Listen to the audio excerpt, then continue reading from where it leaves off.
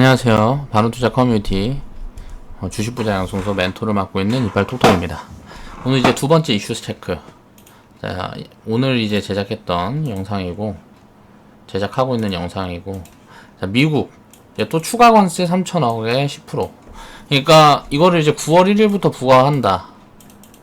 오늘 참 시점 이상해요. 이게 보면 일본 수출 규제, 그러니까 일본이 화이트리스트에서 제외하는 이 시점에 요런 이슈까지 또 튀어나왔어요. 그런데 오늘 그거에 비해서는 오늘 같은 만약에 이 정도의 뉴스라 그러면 증시는 거의 한 3% 이상 이렇게 작살났어야 되는데 지금 보면 거의 이제 싸다라는 공감대가 어느 정도 형성되는 가격까지 왔다고 보여집니다. 그래서 이제 악재라는 것들은 이제 진행이 됐는데, 일본에 대한 악재는 수출 규제라든가 이런 부분에 대한 악재는 이제 불확실성이 이제 확실하게 뭔가 시그널이 나왔기 때문에 이제 불확실성 해소 국면으로 갈 수 있는데, 지금 미중 무역 분쟁 이 부분은 또 불확실성이 커졌다고 볼 수 있어요. 이게 또 커졌는데, 여기에서 만약에 다음 주부터는 이제 저는 이제 증시가 좀 반등이 진행될 가능성이 높다라고 보고 있는데, 무언가 주말에 어떤 코멘트들이 나와야 되겠죠. 이 부분에 대한 코멘트들이 나와야 될 것 같아요.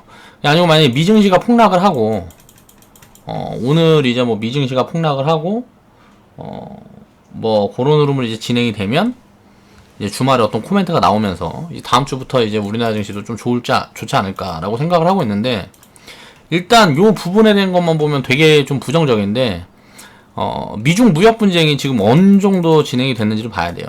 이게 무역 분쟁이 보면 이게 18년도 2월부터 시작해서 지금 19년도 7월, 거의 뭐 10한 7개월? 1년 반 정도 이 이슈가 진행이 되고 있습니다. 여기서 이제 더 확대되기는 힘들고, 그러니까 어느 정도 시장에 다 반영됐다고 볼 수 있겠죠. 그래서 이제 추가 하락은 굉장히 좀 제한적이다라고 볼 수 있는데, 저는 이제 걱정되는 부분이 이거 금융위기가 올 수도 있지 않을까라는 생각이 들어요. 그러니까 중국이랑 이게 무역 분쟁을 하다가 중국이 이제 버틸 수 없는 구간까지 만약에 가버리게 되면, 그러면 이제 금융위기가 터지겠죠. 중국이 이제 금융위기가 터지면 그 이제 글로벌 문제로 이제 진행이 되게 될 거고, 그렇게 되면 굉장히 좀 문제가 될 수 있을 것 같다라는 생각을 하는데, 중국도 그런 부분들을 지금 알고 있을 거라고 생각이 되고, 중국 경제가 지금 굉장히 안 좋은 상황이기 때문에 그런 부분들에 대해서 여기에서 그동안은 이제 중국이 5월 달에 협상을 틀었던 이유가 공화당 내에서 반발이 되게 심했다 그래요. 그러니까 차라리 관세를 두들겨 맞는 것이 낫다, 요렇게 할 바에는 뭐 요런 것들이 대다수의 이제 차지를 하다가 경제 상황이 지금 급격하게 안 좋아지고 뭐하고 이런 흐름들이 보이기 시작하면서 지금 그런 스탠스들이 많이 바뀌었다 그래요. 지금 이제 한 반반 정도 되는 것 같아요. 그래서 협상이 어느 정도 진행이 되고 서로 이제 체면 치레할 수 있는 명분만 준다 그러면 이게 바로 진행이 될 수 있을 것 같은데, 이상하게 잘 안 된단 말이죠. 그러니까 한번 이게 분쟁이 생기고 뭐하고 하면 감정이 끼게 되고, 그 감정이라는 거는 국민 여론이 이제 움직이게 되니까 그 부분 때문에 이제 어떻게 결정을 내리기가 굉장히 어려워지는 거죠. 미국에 대한 이제 추가 관세 3천억 부분에서 보면 그동안 이걸 안 한 이유가 있어요. 이걸 제일 마지막에 한 이유가 뭘까요? 이게 미국이랑 중국, 그 이전 거는 중국이 더 타격이 컸다고 보면, 미국이랑 중국이랑 누가 더 타격이 클지 이거는 모르겠어요. 이 3천억 부분에 대한 거는. 이거는 거의 뭐 생필품 막 요런 것들이 굉장히 많은 부분 이제 차지하고 있고 뭐 이런 거라서, 아마존 같은 데도 보면 뭐 95%인가가 뭐 중국산 물건을 이제 판매를 하고 있고 뭐 요런 얘기들도 있고. 그러니까 쉽게 얘기를 하면 미국 소비를 끌어올리는데 주 역할을 한 게 요런 부분이란 말이에요. 그러니까 이게 싸게 이게 뭐가 물건이 들어오다 보니까 소비 촉진을 시키는 거죠. 그러면서 미국이 이제 내수를 기반으로 글로벌 경기가 조금 안 좋을 때도 미국 혼자 계속 좋을 수 있는 그런 부분들이 생겼는데, 이제 슬슬 과거 관세를 부과했던 부분들이 미국 기업한테도 입혀지고 있고, 미국 기업들은 법인세를 낮춰주면서 그 부분들이 이익이 반영되던 부분들이 다 반영이 됐고, 이제 미국은 하원이 이제 공화당이 아니고 이제 민주당이 차지를 하면서 우리나라처럼 이제 추경이라든 이런 것들이 굉장히 어려운 거예요. 그러니까 세금을 트럼프가 마음대로 쓰기가 너무 어려운 거예요. 그렇다 보니까 그런 부분에서 이제 브레이크가 걸리고 뭐하고 하다 보니까 이 관세 받는 걸로 뭐 어떻게 하겠다 뭐 이런저런 이야기들이 많죠. 그래서 이런 게 트럼프가 최근에 또 이제 지지율도 많이 좀 떨어지고 있는 것 같고요. 이런 불확실성들이 굉장히 좀 장기화되고 이렇게 되다 보니까 그래서 이런 부분들이 어떻게 진행이 될지 이거는 지금 좀 예측이 좀 이제 힘들어지는 것 같아요. 전 이건 사실 안 올 것 같았거든요. 근데 이제 지금 구간에서 내가 생각하는 방향성을 한번 이제 이야기를 해보겠습니다. 내 친구 시진핑이 약속을 안 지켰다. 뭐 이런 식의 코멘트를 집어넣으면서 이제 오늘 또 얘기가 나왔어요. 중국의 관세를 부과를 또 한다고 코멘트들이 이제 나왔죠. 그러면서 이제 시그널이 잡혔는데 이 부분에 대해서 시진핑의 생각과 트럼프의 생각 그리고 증시 방향에 대한 내가 생각하고 있는 스탠스를 이야기를 한번 해보겠습니다. 중국이 과연 버틸 수 있을까? 이제 2018년도에는 중국이 미국에다 주겠다는 게 굉장히 많았어요. 근데 지금은 그만큼 여유롭지가 못합니다. 그전에는 이제 외환보유고라든가 이런 것들이 되게 여유가 있었어요. 지금 이제 경제 상황이 안 좋아지고 뭐하고 하면서 그런 부분들이 지금 이제 여유가 없는 구간까지 왔기 때문에 여기에서 조금 더 가버리면 이제 해줄 수 있는 게 아무것도 없어져 버리면 이건 이제 뭐 협상이고 나발이고 이제 무역 분쟁이 끝나버리는 거죠. 그러면서 이제 빵 터지겠죠. 금융위 같은 게. 그 구간까지 과연 갈 수 있을까? 그리고 미국이 그걸 원할까? 라는 부분들을 생각을 해봐야 될 것 같아요. 지금 중국의 경제 상황이 많이 안 좋아지고 있습니다. 무역 분쟁이 이제 장기화 되면서. 그리고 18년도보다 19년도에 미국에 줄 수 있는 것도 점점 줄어들고 있어요. 지금 협상안은 지금 끝났고, 지금 도장만 찍으면 되는 상황인데, 이미 이게 국가 대 국가에 이제 협상을 진행을 하게 되면, 그게 쉬운 과정이 아니라 그래요. 여러 가지로, 무한가도로 이제 법리적이라든가 여러 가지로 이제 살펴봐야 될 것들이 많은 거죠. 그게 다 돼 있는 상황에서, 이제 5월에, 갑자기 툭 튀어나왔죠. 이제 결렬이 되는데 그동안에는 이 결렬이 된 게 미국이 틀었단 말이죠. 미국이 2018년도에는 내내 틀었어요. 근데 2019년도 5월에는 중국이 틀었단 말이에요. 그러니까 이거는 이제 정치적으로 압박을 많이 받았다고 볼 수 있는 것 같아요. 시진핑이. 그래서 거기까지 이제 밀고 간 이제 어떻게 보면 미국 탓이라고도 좀 볼 수 있을 것 같고 이런 것들은 이제 좀 봐야 될 것 같아요. 이제 트럼프의 양보 없는 협상을 받아들이기가 어렵다는 판단이었을까? 그러니까 그동안에는 공화당에서 이제 그러니까 이거 협상하지 말자라는 게 조금 더 우위에 있는 이제 정치판의 그런 흐름들이 그런 상황이었다 그러고 지금은 거의 한 5대5 정도 되는 것 같아요. 경제가 이제 많이 안 좋아지고 뭐하고 하니까 지금 이거를 이제 협상을 해야 된다, 안 해야 된다, 이제.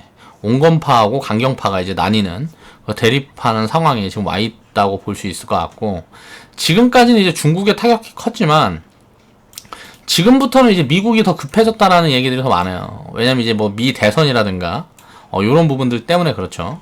그러니까 보복카드는 보면, 지금 추가 관세 요 부분에 대한 이제 보복카드를 보면, 이제 중국은 대두라든가 미국 농산물 수입 중단, 요 부분이 있을 수 있겠고, 히토류 카드? 이거는, 모르겠어요. 이건 꺼내기 힘들다고 개인적으로 보고 있는데, 요거를 이제 언급은 할 수 있겠죠. 그리고 지금 이제 미국 농산물, 이제 수입하고 있던 걸 이걸 중단하겠다. 요런 식의 코멘트가 나오면서, 트럼프, 지지층을 흔들 수도 있겠고. 그러니까 이거는 다 다분히 정치적인, 관점으로 이제 중국은 접근을 하고 있는 것 같고, 미국은, 그러니까 미국도 정치라든가 이제 경제적인 부분들로 다 이제 접근을 하는 거죠. 트럼프의 생각은 뭘까를 보면, 트럼프는 이제, 제가 봤을 때 이런 것 같아요. 3천억 관세 이거, 9월 1일부터 이 날짜를 딱 못 박아놓은 게 9월 달에 이제 협상을 하기로 했으니까 이번에 끝내자. 그러니까 협상을 하고 싶은 것 같아요. 그러니까 중국은 시간을 끌고 싶은 것 같고, 트럼프는 이제 협상을 끝내고 싶은 것 같아요. 트럼프도 이거를 이제 내년 미국 대선까지 끌고 가는 게 좋지 않을까라는 이제 언론 보도들이 많이 있었는데 그렇게 끌고 가고 뭐하고 하려고 그러면 이렇게 추가 조치들을 안 하고 끌고 가는 게 아무래도 저는 이제 유리하다고 보고 있는데 개인적으로는 요런 부분들이 나왔다는 건 좀 중국을 이제 압박해서 이걸 결론을 지어놓는 게 유리하다라는 판단이었던 것 같아요. 그래서 소규모 추가 관세 부과를 시작할 것. 코멘트도 웃기지 않아요, 지금. 지금까지 관세 부과 해놓고, 자, 3천억 관세 25% 때릴 수 있는데, 10%만 먼저 때리겠다 뭐 이런 식으로 얘기를 하고 있어요. 그리고 이번에도 안 되면 또 25% 늘릴 거야. 뭐 이런 식으로 트럼프가 계속 하는 그런 거죠. 이제 미중 무역 협상이 지금 9월에 잡혀 있다는 거죠. 대두 수입을 약속을 지키면 뭐 이제 뭐 이걸 지켰다 그러면서 이제 뭐 관세부가 9월 협상 후에 이렇게 밀어줄게 이런 식으로 시진핑하고 또 전화해서 이야기를 할 수도 있을 거고. 트럼프가 코멘트 난 걸 보면 우리 대표단이 건설적 협상이 진행된 중국에서 이제 방금 돌아왔다. 우리는 중국과 석 달 전에 합의를 이뤘다고 생각을 했는데 슬프게도 중국은 서명 전에 재협상을 결심을 했다. 내 친구 시진핑은 펜타닐이 미국 판매도 막겠다고 했는데 전혀 이루어지지 않았다. 이 펜타닐이라는 게 지금 미국 내에서 굉장히 사회 문제가 좀 크게 되고 있다 그래요. 뭐 6만 명인가가 죽고 그러니까 이게 뭐 그 약간 마약성이 짙은 그런 약품이라 그러죠. 그래갖고 요런 부분에 대한 이거는 좀 이제 여론을 의식한 발언인 것 같고요.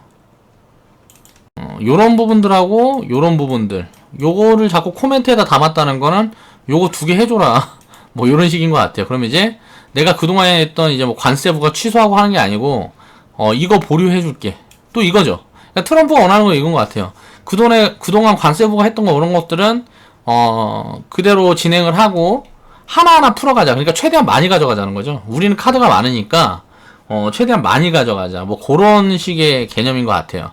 그래서 요런 부분들 약속했던 거 이거 지켜주면 내가 3천억 관세 이거 10% 부과하기로 하는 거 요거 풀어줄게. 뭐 요런 식의 생각인 것 같습니다. 시나리오를 생각을 해보면 중국이 이제 미국 농산물 사주고 펜타닐 판매 중단 뭐 요거에 대한 어떤 뭐 시그널을 보여주면 4천억 관세 이거 뭐 협상 이후로 연기 안 하겠다도 아니고 이제 뭐 연기라든가 뭐 요런 걸 가져가면서 협상에 좀 유리한 고지를 점하려는 것 같습니다. 트럼프 지지율을 체크를 하면서 중국은 아무래도 대응을 하지 않을까 라고 보고 있는데 지금 제가 보면은 중국 같은 경우는 지금 경제 상황이 굉장히 안 좋은 것 같아요. 경제 상황이 굉장히 안 좋고 중국에서 빠져나가는 기업들이 너무 빠른 것 같아요. 속도가. 그러니까 기업들이 외화 유출이 엄청나게 빠르다 보니까 외환보유고가 전 세계에서 굉장히 좀 안전한 측면에 있었는데 이게 문제가 생기고 있어요. 이게 문제가 생기고 있어요. 그러니까 기업들이 중국을 나가고 있으니까 이제 문제가 생기고 있는 거죠. 이제 중국 기업들도 나가니까 중국에 있는 기업들이 중국 기업들도 뭐 다른 나라로 나가고 뭐 이제 다른 나라에서 들어왔던 기업들도 나가고 뭐 요런 상황이 지금 중국은 되고 있는 것 같아요. 그러니까 이제 부채 문제가 걸리는 거죠. 이제 외환보유고가 이제 뭐 부족하게 되거나 문제가 생기게 되면 요 부채가 빵 터지면 중국은 이거 진짜 이것도 일본처럼 뭐 20년 잃어버린 20년 뭐 요런 게 진행이 될 수 있으니까 그런 부분에 대해서 지금 어떻게 보고 있을까? 중국 정부 내에서 요거를 빠르게 협상을 하는 게 낫다고 보고 있을까? 장기적으로 끌고 가는 게 낫다고 볼 수 있을까? 요런 부분들을 예측을 하기가 어렵다. 지금은 2018년도에는 저는 이제 계속 여기까지는 안 올 거라고 코멘트를 했었습니다. 근데 틀렸어요. 여기까지 왔어요. 근데 여기까지 오면은 저는 이제 금융위기가 이게 진행이 되고 관세가 이제 25%까지 진행이 되고 뭐고 하게 되면 미국도 안 좋아지기 때문에 여기까지 가지 않을 거다라고 생각을 했는데 여기까지 온 것 같아요. 그러면 이제 지금부터는 이거 예측이 힘든데 증시 같은 경우는 우리가 생각을 해보면 중국에서 무슨 문제가 생기게 되면 이게 문제가 생기게 되면 이게 호재인가 악재인가 이제 단기적으로는 당연히 악재겠죠. 근데 장기적으로 이게 호재 요인인가 악재 요인인가를 지금은 잘 모르겠어요. 이제 이미 시장에는 거의 다 반영을 해놓은 것 같고요. 주식 이제 뭐 증시는 이제 다 반영을 해놨기 때문에 이 부분은 2000포인트면 이거는 제가 누누이 얘기를 하지만 2008년도 다 이제 언론에서 계속 얘기를 하고 있죠. 이 밸류 구간이라서 이거는 사실 뭐 부담되는 밸류 구간이 아니라서 금융위기 말고는 사실 이거보다 뭐 밑으로 내려간다는 데가 어려운 것 같아요. 그러니까 금융위기 수준의 뭔가가 있어야 되는데 금융위기 수준의 뭔가가 오면 한 1800포인트까지 빠지겠죠. 그리고 IMF 때 이때 1800포인트까지 빠지면 이건 이제 IMF 수준의 밸류입니다. 과거 1998년도 막 이때 IMF 수준의 밸류가 지금 코스피 지수가 1800포인트에 있는데요. 그러니까 지금 제가 생각했을 때는 IMF도 아니고 글로벌 금융위기도 아니고 한데 우리나라 자산은 너무 싸요. 그러니까 한국 증시는 너무 싸서 그래서 예측이 어려운 것 같아요. 빠질 거냐 말 거냐에 대한 예측이 어려워요. 그러니까 지금 아니면 조금 더 빠지면 바닥이라는 거죠. 그러니까 요 부분에 대해서 어떤 예측을 하기보다 지금은 그냥 들고 버티면 좋은 구간인 것 같아요. 그리고 반등이 조금만 들어와도 제대로 이제 비중 관리해서 투자해둔 분들은 좀 굉장히 긍정적인 흐름이 빠르게 진행이 될 수가 있으니까 제가 봤을 때는 이제 다음 주부터 만약에 반등이 진행이 된다 그러면 이제 뭐 8월 이제 반등이 강하게 진행되는데 여기서 이제 어떤 시그널이 나와야 되는데 이 시그널이 나오지 않으면 또 흔들리면서 이게 박스권으로 진행이 될 수도 있겠죠.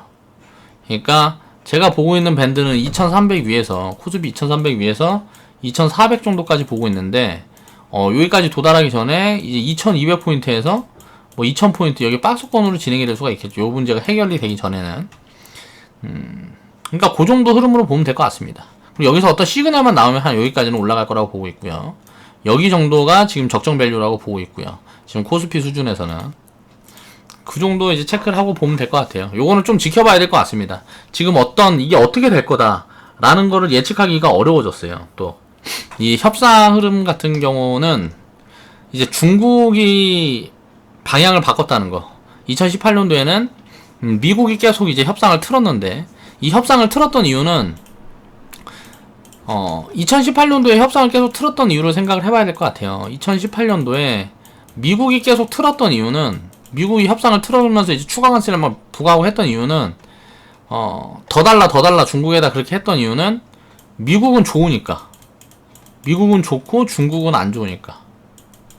근데 지금 이 2019년도에는 중국이 지금 좀 바뀌고 있어요. 이게 틀라는 이유는 뭐냐면 이제 미국도 안 좋아질 거니까. 중국만 안 좋은 게 아니고 니네도 안 좋아질 거니까. 뭐 요런 흐름인 것 같아요.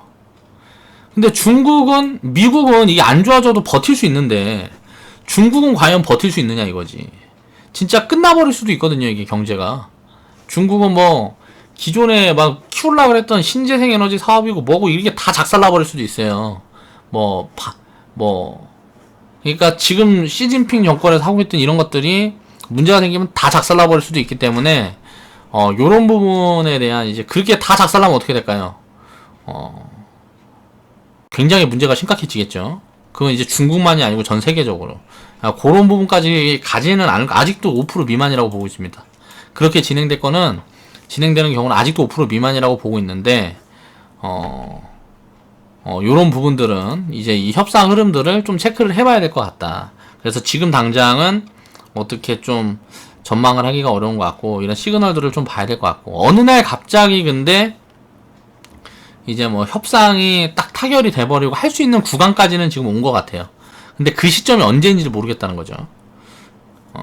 그런 부분들을 좀 앞으로 체크포인트 체크해 가면서 좀 추적해 가면 될 것 같습니다. 앞으로 또 이제 여기에서 어떤 시그널들이 나오고 뭐하고 하면 이슈 체크를 통해서 제가 공부한 부분들이나 내가 생각하는 방향성에 대한 부분들을 또 이제 짚어볼게요. 오늘 이제 살펴볼 내용은 여기서 이제 마무리하겠습니다.